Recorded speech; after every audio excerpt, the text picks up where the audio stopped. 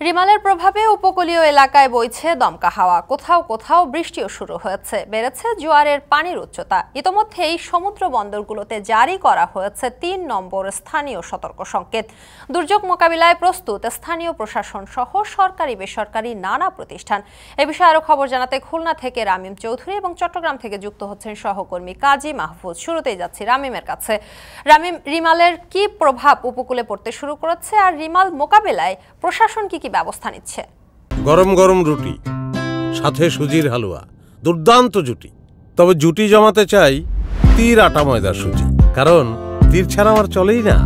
শম্পা, ঘূর্ণিঝড়ের পূর্বাভাস কিন্তু বেশ আগেই খুলনাঞ্চলের যে উপকূলের মানুষ রয়েছে তারা কিন্তু পেয়েছে। তবে এখনও পর্যন্ত যে ঘূর্ণিঝড়ের যে প্রভাব সেটা কিন্তু এখনও এই অঞ্চলে আমরা দেখতে পাচ্ছি না।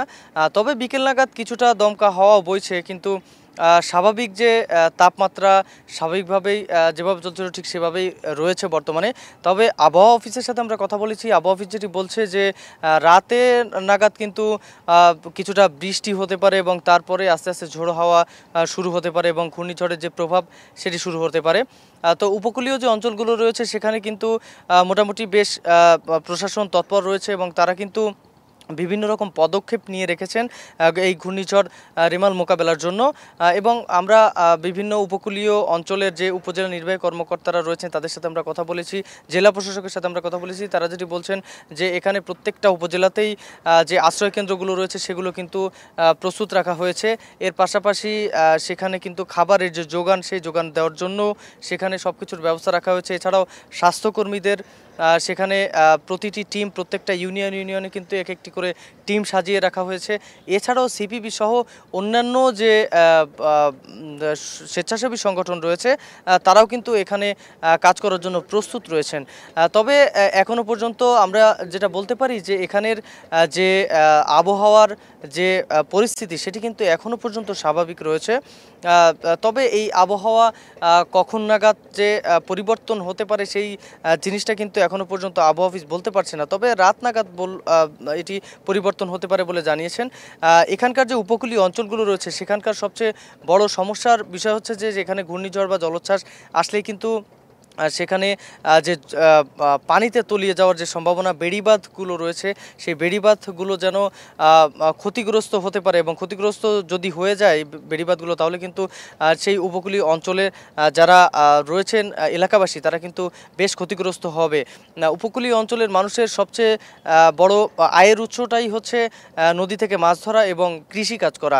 এবং এই যে ঝড় বা জলোচ্ছ্বাস যখন আসে তখন কিন্তু সেই উপকূলীয় অঞ্চলগুলোতে বাঁধ ভেঙে লোকালয়ে পানি ঢোকে এবং যার ফলে কিন্তু অনেকেই বসতবাড়ি ছেড়ে চলে যেতে হয় পানিবন্দী হয়ে। আবার অনেকেই কিন্তু তাদের যে কৃষি ক্ষেত এবং তাদের যে জীবিকার যে জায়গাটা সেগুলো কিন্তু হারায়। তো সব মিলিয়ে আপনাকে বলাই চলে যে এখানকার যে ঘূর্ণিঝড় রিমাল মোকাবেলার জন্য প্রশাসনের পক্ষ থেকে কিন্তু সব ধরনের প্রস্তুতি এখনও পর্যন্ত নেওয়া হয়েছে। আমরা একটু যাব চট্টগ্রামে, সেখানে রয়েছেন আমাদের সহকর্মী মাহফুজ। আপনি জানাবেন যে সেখানকার কি অবস্থা, ঘূর্ণিঝড় রিমেলের কোনো প্রভাব সেখানে পড়েছে কিনা? রামিম, ধন্যবাদ আপনাকে। ঘূর্ণিঝড় রেমাল আমরা দেখতে পাচ্ছি যে দুপুর থেকে তার প্রভাব বিস্তার করতে শুরু করেছে চট্টগ্রামে, বিশেষ করে উপকূলীয় যে এলাকাগুলো আছে সেখানে। আমি এই মুহূর্তে আছি চট্টগ্রামের পতেঙ্গা সমুদ্র সৈকত এলাকায়। আমরা দেখেছি আসলে দুপুর থেকেই চট্টগ্রামে গুড়ি গুড়ি বৃষ্টি হয়েছে, বৃষ্টির সাথে বাতাসেরও একটা তীব্রতা ছিল।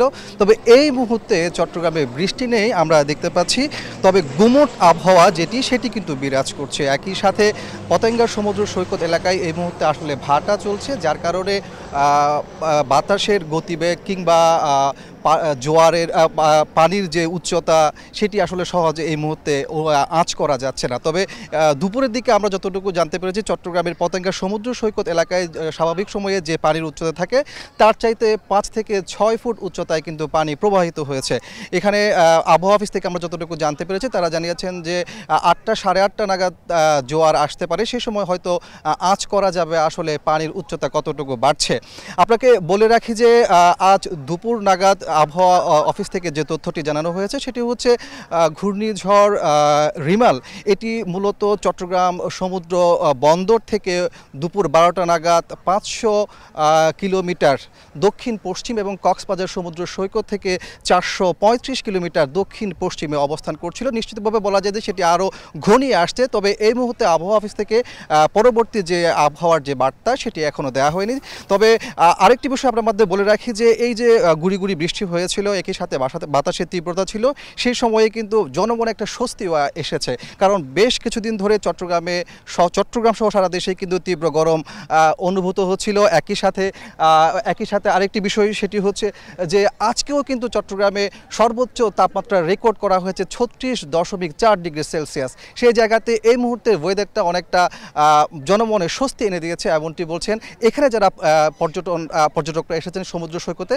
তো সব কিছু মিলিয়ে বলা যায় যে ঘূর্ণিঝড় রিমালের যে প্রভাব সেটি চট্টগ্রামে পড়তে শুরু করেছে। একই সাথে চট্টগ্রাম বন্দরে কিন্তু ইতিমধ্যে প্রস্তুতি নেওয়া শুরু করেছে। বিশেষ করে বহির্নোঙরে যে সকল লাইটার জাহাজগুলো যায় সেগুলোকে কিন্তু কর্ণফুলী নদীর ব্রিজের কাছাকাছি চলে আসার জন্য বলা হয়েছে। তো সব কিছু মিলিয়ে এই ছিল আমার কাছে চট্টগ্রামের পতেঙ্গা সমুদ্র সৈকত এলাকা থেকে ঘূর্ণিঝড় রিমালের সবশেষ তথ্য। শম্পা। ঘূর্ণিঝড় রিমালের প্রভাব সম্পর্কে জানাচ্ছিলেন সহকর্মী কাজী মাহফুজ। এর আগে আমাদের সঙ্গে খুলনা থেকে যুক্ত ছিলেন সহকর্মী রামিম চৌধুরী। ঘূর্ণিঝড় রিমালের পূর্বাভাস নিয়ে আরো খবর জানতে দর্শক আপনাদেরকে সরাসরি নিয়ে যাব আবহাওয়া অফিসের খবরে। ঘূর্ণিঝড় রিমাল রোববার রাত 9টা থেকে 12টার মধ্যে আঘাত হানতে পারে বাংলাদেশ ও ভারত উপকূলে। আবহাওয়া অফিস থেকে সবশেষ খবর জানাতে আমাদের সহকর্মী শাহিনুল ইসলাম সাগর রয়েছেন সেখানে। সাগর, জানাবেন যে এই মুহূর্তে গভীর নিম্নচাপটি কত কিলোমিটার দূরে অবস্থান করছে উপকূল থেকে, এবং এই ঘূর্ণিঝড় রিমালে রূপ নেওয়ার সবশেষ কী তথ্য রয়েছে, যেটি নিম্নচাপ থেকে এখন কি অবস্থায় আছে?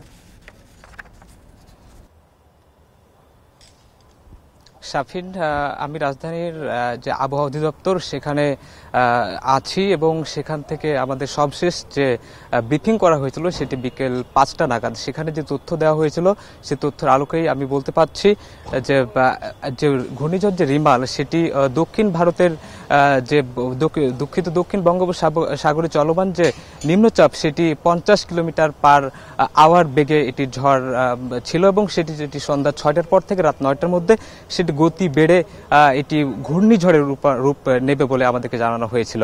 আবহাওয়া অধিদপ্তর আরও জানিয়েছে যে এই ঘূর্ণিঝড় আগামীকাল মধ্যরাতে অর্থাৎ আগামীকাল রাত 9টা থেকে 12টার মধ্যে বা মাঝামাঝি সময় বা তার অতিক্রম বা সে সময়টা কিছুক্ষণ পরে এটি বাংলাদেশ এবং ভারতের উপকূল অংশে আঘাত হানবে বলে তারা জানিয়েছে। এছাড়াও আবহাওয়া অধিদপ্তর জানিয়েছে যে আজকের পর থেকে অর্থাৎ কালকে সকাল থেকেই সারা দেশে বৃষ্টিপাত হওয়ার সম্ভাবনা রয়েছে এবং এটি যখন প্রবল বেগে আঘাত হানবে তখন সে বৃষ্টিপাতের পরিমাণ 300 থেকে 350 মিলিলিটার বৃষ্টিপাত হওয়ার সম্ভাবনা রয়েছে, যা ইতিমধ্যে আশঙ্কা তৈরি করেছে যে পাহাড়ি এলাকায় ভূমিধসের যে সংখ্যা সেটি ইতিমধ্যে তৈরি হয়েছে। আবহাওয়া অধিদপ্তর জানিয়েছে যে অর্থাৎ উপকূলের যে 18টি জেলা সবগুলো জেলাতেই আঘাত আনার সম্ভাবনা রয়েছে এবং আরেকটি বিশেষ উল্লেখযোগ্য বিষয় যে ভারত উপকূলে যে ঘূর্ণিঝড়টি অবস্থান করছে সেটি বাংলাদেশের অংশে বেশি আঘাত হানবে বলে আবহাওয়া অধিদপ্তর আমাদেরকে জানিয়েছে। আবহাওয়া অধিদপ্তর একটি কথা বারবার বলছে যে এ থেকে রক্ষা পেতে মানুষকে নিরাপদ আশ্রয়স্থলে যেতে বলা হয়েছিল। এছাড়াও দুর্যোগ ত্রাণ মন্ত্রণালয় থেকে বলা হয়েছিল যে ঘূর্ণিঝড় মোকাবেলায় তারা তাদের সার্বিক প্রস্তুতি নিয়ে রেখেছেন। তো এই ছিল আবহাওয়া অধিদপ্তর থেকে ঘূর্ণিঝড় সবশেষ তথ্য। শাফিন। সহকর্মী শাহিনুল ইসলাম সাগর আবহাওয়া অধিদপ্তর থেকে যুক্ত হয়ে জানাচ্ছিলেন ঘূর্ণিঝড় রিমাল আগামীকাল রাত 9টা থেকে 12টার মধ্যে আঘাত হানতে পারে বাংলাদেশ ও ভারত উপকূলে। বেশিরভাগ অংশ থাকবে বাংলাদেশে, যাতে করে ক্ষতিগ্রস্ত হওয়ার সম্ভাবনা রয়েছে উপকূল। বিগত দুর্যোগের ক্ষতি কাটিয়ে ওঠার আগেই আসছে নতুন ঘূর্ণিঝড় রিমাল। এতে বেড়িবাঁধ ভাঙনের আতঙ্কে দিন পার করছে সাতক্ষীরা উপকূলের মানুষ।